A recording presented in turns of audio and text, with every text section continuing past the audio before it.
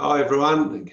Okay, it's Thursday the 21st of May, and today we're going to go through and talk about tax planning in a COVID-19 environment. All right, so before I take you through the main things we need to consider this year regarding tax planning, just wanted to explain that income tax in itself is as per normal. Okay, so there's no tax relief as such yet due to this COVID-19 in any of the measures. So it's just as important as ever, we think, to get your tax planning right this year. Now, I say yet because anything can change at any moment in this environment regarding government legislation and the various fiscal policy tools that the government has at their disposal, right? So at the moment, tax is as per normal. Now, let's talk about what is tax planning.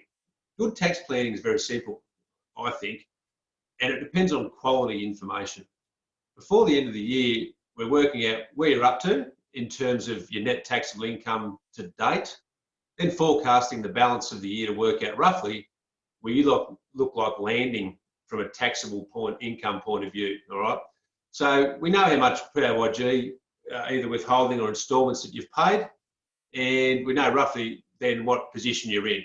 Have you paid too much? Have you not paid enough? In my words, look, tax planning and tax minimisation is simply maximising your after-tax cash flow and net wealth. Tax is just part of your overall life plan, in my opinion. Too many make the mistake of only focusing on tax minimisation to the detriment of their net wealth position. It's dangerous to you and your family long term, in my opinion. Look, the beauty of good tax planning is you're establishing where you're up to, not only in advance of the end of the year so you can assess your options and potentially do something about it, but also obtaining the knowledge of what sort of tax outcome you're heading for almost 12 months ahead of when you're actually due to make those lodgements. Okay, so look, you're managing your cash flow by effectively tax planning, and you're keeping your anxiety and stress levels to a minimum. Look, so that's the starting point before the fun part of tax planning. So you've got to get the where am I actually at right, okay? So then we assess your options, and that is the fun part of tax planning.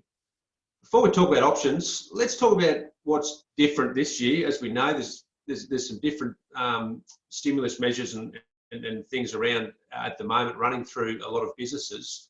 So the cash flow boost for employers, a lot of you, everyone that employs and is in certain bands is entitled to the refund of PAYG up to certain thresholds, all right? That's called the cash flow boost.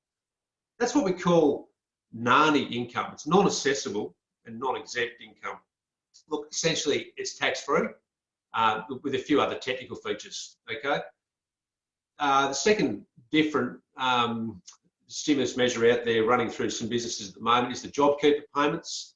These are ordinary income, totally the opposite to the cash flow boost, okay?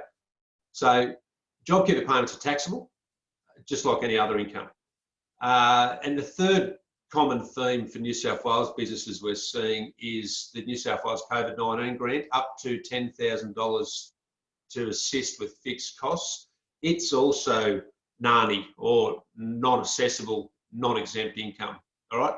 So I think this year we're going to see people in many very varied positions, just because of even just those three features. In terms of their taxable position, their cash position, and their options.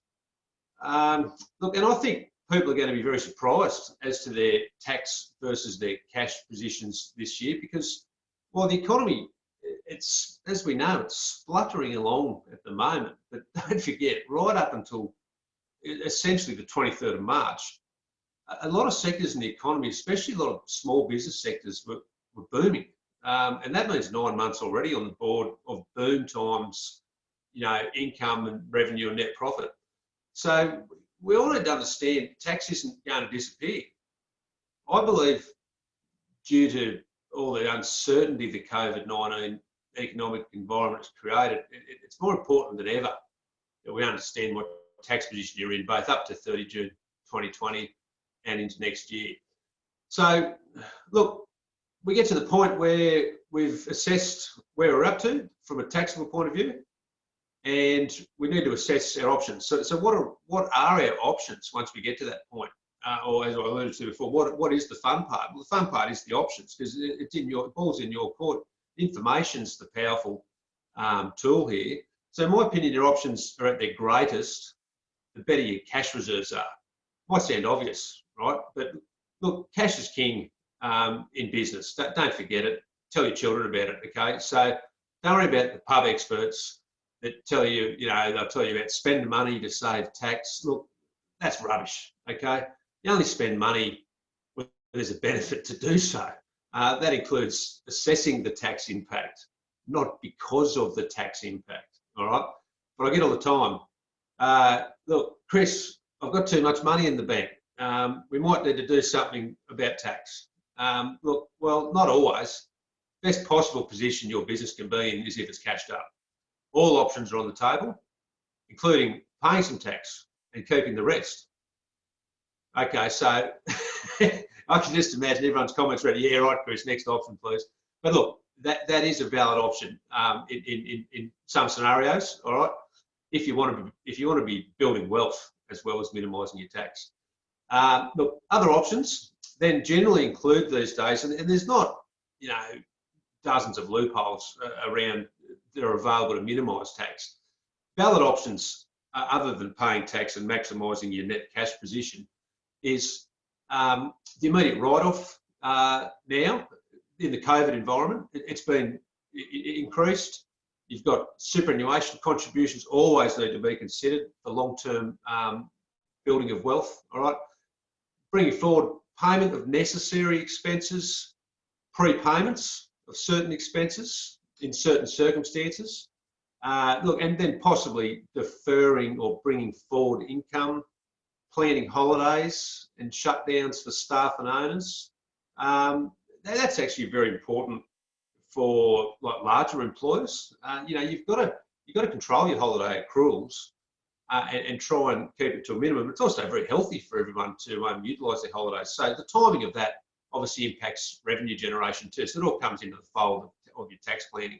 So look, these are the main options on the table for discussion. Some particulars on those options: the immediate write-off threshold has been increased from 30,000 to 150,000 just right at the moment due to the COVID-19 stimulus measures.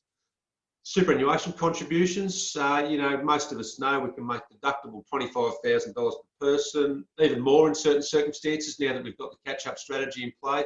Look, these options require that you work with us and or the financial planner when it comes to catch-up strategies on super, etc. So the timing of getting your numbers right is critical to allow time to make those plans, all right? Look, everyone, that's an overview of tax planning. All right, didn't want to get too technical. So if you feel you benefit from tax planning or you just want to know where you're at, I encourage you to organise to get some tax planning done. A lot, or most of you are already very familiar with this process, and a lot of you have already got your year end sorted out, as we know. But look, if you're not and you're in business, I recommend you do so as the end of June is approaching very fast, all right? The last thing you want to be doing is running around organising super contributions or the purchase of a new $110,000 tractor or something on the 27th of June. It's just not going to happen, all right? The financial market gets flooded in those last few days. You want to stay right away from that and be ready well before that. All right, look, great stuff, everyone. Keep up the exercise, as I always say. Keep up in contact with your colleagues, your professional or business mentors and or leaders or friends, okay? Stay well, and we'll talk soon, everyone.